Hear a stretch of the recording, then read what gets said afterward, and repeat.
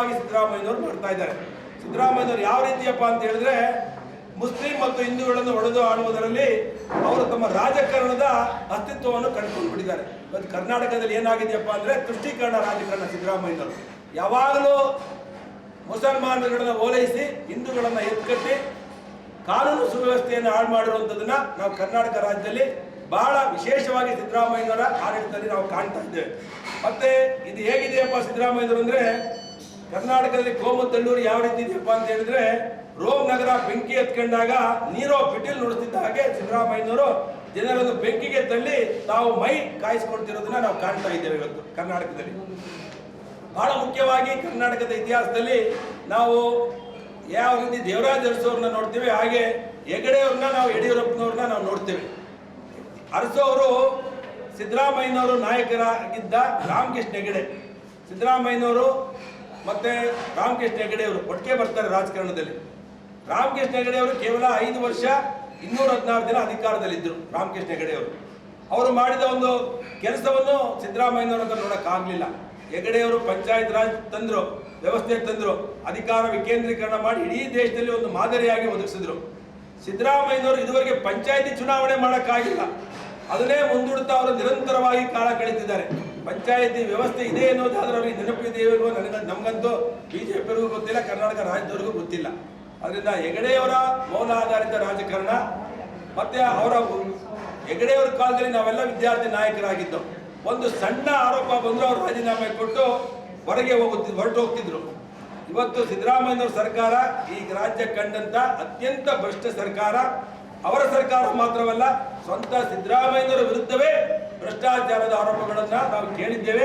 ಆದರೂ ಸಿದ್ದರಾಮಯ್ಯನವರು ಯಾವುದೇ ಮೌಲಾಧಾರಿತ ಜಪ್ಪಯ್ಯ ಅಂದಲೇ ಸೀಟಿಗೆ ಫೆವಿಕಾಲ್ ಹಾಕೊಂಡು ಇವತ್ತು ಕೂತಿದ್ದಾರೆ ಇವತ್ತು ರಾಜ್ಯದಲ್ಲಿ.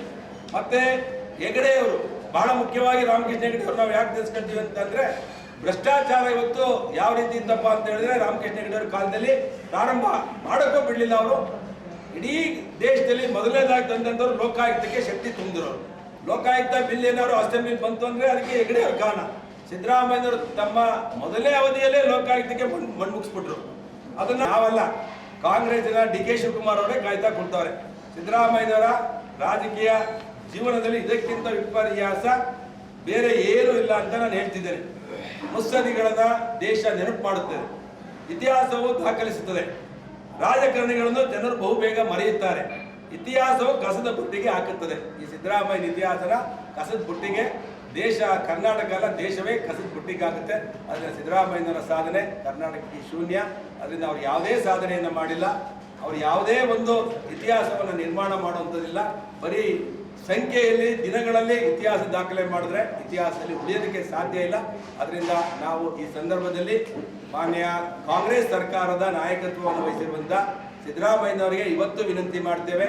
ರಾಜ್ಯದಲ್ಲಿ ಕೋಮು ದಲ್ಲೂರಿಗಳನ್ನು ಮೊದಲು ನಿಲ್ಲಿಸಿ, ರೈತರ ಆತ್ಮಹತ್ಯೆಯನ್ನು ನಿಲ್ಲಿಸಿ, ಕಾನೂನು ಸುವ್ಯವಸ್ಥೆಯನ್ನು ಸರಿ ಮಾಡಿ, ಕರ್ನಾಟಕ ದೇಶದ ಇತಿಹಾಸದಲ್ಲಿ ಅತ್ಯಂತ ಆರ್ಥಿಕವಾಗಿ ಪ್ರಬಲವಾಗಿ ಶಕ್ತಿಶಾಲಿಯಾಗಿ ಇವತ್ತು ವಿಶ್ವವೇ ನೋಡುವಂತ ರೀತಿಯಲ್ಲಿ ಕರ್ನಾಟಕ ಅಭಿವೃದ್ಧಿಯ ಪಥದ ಕಡೆ ಹೋಗ್ತಿತ್ತು. ಇವತ್ತು ಈ ಕಾಂಗ್ರೆಸ್ ಸರ್ಕಾರ ಬಂದ ಮೇಲೆ ಬೆಂಗಳೂರಿನಲ್ಲಿ ಗುಂಡಿ ಮುಚ್ಚಕ್ಕೂ ಹಣ ಇಲ್ಲ, ಬಡವರಿಗೆ ಸಣ್ಣ ಸಣ್ಣ ಸಹಾಯ ಮಾಡೋದಕ್ಕೆ ಒಂದು ರಸ್ತೆ ಗುಂಡಿ ಮುಚ್ಚಕ್ಕೆ ಹಣ ಇಲ್ಲ ಅಂದಮೇಲೆ ಕರ್ನಾಟಕ ಸರ್ಕಾರ ದಿವಾಳಿ ಹಂತದಲ್ಲಿದೆ. ಈ ಸರ್ಕಾರ ತೊಲಗಬೇಕು ಅನ್ನೋದು ಎಲ್ಲರ ಅಪೇಕ್ಷೆ ಕೂಡ. ಈಗಲೂ ಕಾಲ ಮಿಂಚಿಲ್ಲ. ಸಿದ್ದರಾಮಯ್ಯನವರು ಕೂಡಲೇ ಏನೇನು ನ್ಯೂನತೆಗಳಿದೆ, ಇತಿಹಾಸದ ಪುಟಕ್ಕೆ ಹೋಗ್ಬೇಕಾದ್ರೆ, ಇತಿಹಾಸವನ್ನ ಬರೀಬೇಕಾದ್ರೆ ಕರ್ನಾಟಕವನ್ನ ದೇಶದಲ್ಲಿ ಮೊದಲನೇ ಸ್ಥಾನಕ್ಕೆ ತಂದು ನಿಲ್ಲಿಸುವಂತ ಕೆಲಸವನ್ನ ಮಾಡಬೇಕು. ತುಷ್ಟೀಕರಣ ರಾಜಕಾರಣವನ್ನು ಬಿಡಬೇಕು, ಓಲೈಕೆ ರಾಜಕಾರಣವನ್ನು ಬಿಡಬೇಕು, ಅಭಿವೃದ್ಧಿಯ ಪಥದ ಕಡೆ ಕೊಂಡೋಗ್ಬೇಕು ಅಂತ ಹೇಳಿ ನಾನು ಈ ಸಂದರ್ಭದಲ್ಲಿ